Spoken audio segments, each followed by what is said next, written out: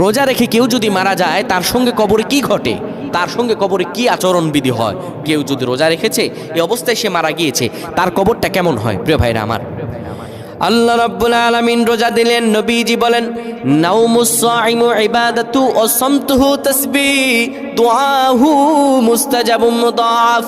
বিশ্ব নবী মুহাম্মদুর রাসূলুল্লাহ বলেন রোজা এমন একটা ফজিলতের বিষয়, কেউ যদি রোজা রেখে ঘুমায় আমার আল্লাহ তার আমলনামা লিখতে থাকেন। অসমতুহু তাসবিহ, কেউ যদি রোজা রেখে চুপ থাকে ওই চুপ থাকাটাও তাসবিহ হিসাবে কাউন্ট করা হয়।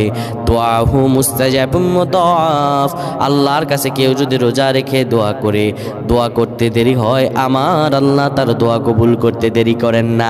এত বেশি ফজিলত, এই ফজিলতপূর্ণ রোজা রেখে কেউ যদি মারা যায় তার সব আমলনামা আর তার সব গুনাহ মাফ হয়ে যায়। ব্যাপারটা এমন নয় রোজার অবস্থায় মারা গেলে আমার আল্লাহ তাকে ফজিলত দিবেন, এটা সত্য। রোজা অবস্থায় মারা গেলে আল্লাহ তাকে একটা মর্তবা দিবেন, সেটা সত্য। কিন্তু তার কৃতকর্মের প্রত্যেকটা হিসাব নিকাশ আল্লাহ রাব্বুল আলামিন নিয়ে নেবেন। তার প্রত্যেকটা কৃতকর্মের হিসাব আমার আল্লাহ তাআলা পুঙ্খানুপুঙ্খানুপুঙ্খ নেবেন। আল্লাহ আমাদের বুঝদান করুক, পয়না আমিন।